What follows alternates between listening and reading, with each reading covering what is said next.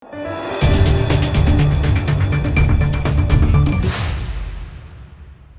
દર્શક મિત્રો, આપ જોઈ રહ્યા છો લોકમૈત્રી ન્યૂઝ. હું છું એન્કર અમિતા પટેલ. હવે જોઈએ અગત્યના સમાચાર.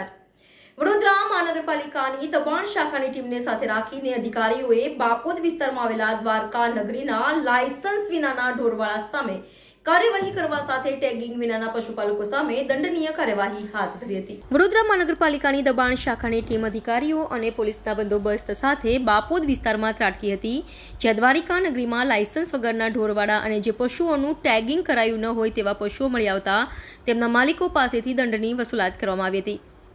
આ કાર્યવાહી દરમિયાન ઢોર માલિકો અને દબાણ શાખાની ટીમ વચ્ચે સામાન્ય ઘર્ષણ પણ થયું.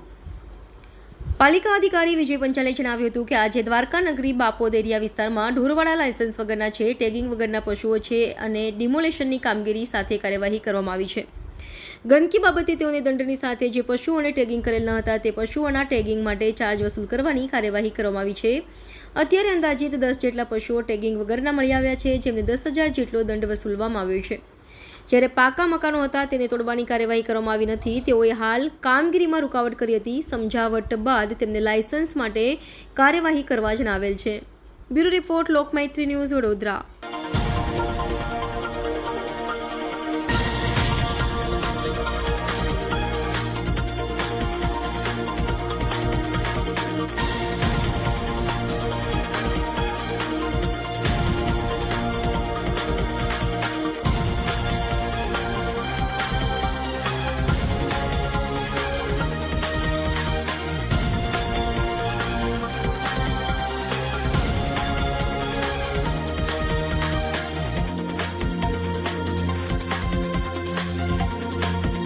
આજે દ્વારકા નગરી બાપોદ એરિયા વિસ્તારમાં ઢોરવાડા લાયસન્સ વગરના છે, ટેગિંગ વગરના પશુઓ છે, ડિમોલિશન કામગીરી અને દંડની કાર્યવાહી ચાલુ છે.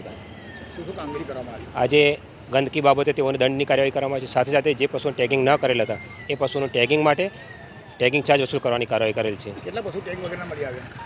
અત્યારે અંદાજે 10 જેટલા પશુઓ ટેગિંગ મળી આવ્યા છે અને તેઓને દંડની કાર્યવાહી કરેલ છે. અંદાજે 10,000 જેટલો દંડ વસૂલ કરેલ છે. નહીં, પાકા મકાનો હતા તેઓના, તો એ હાલ તોડવાની કાર્યવાહી કરેલ નથી. તેઓને હાલ કામગીરીમાં રૂકાવટ કરેલી હતી. ત્યારબાદ સમજાવટ બાદ તેઓને લાયસન્સ માટે ત્વરિત કાર્યવાહી કરવા જણાવેલ છે. હા, જાણ કરવા. ના, નથી. ડૉક્ટર વિજય પંચાલ.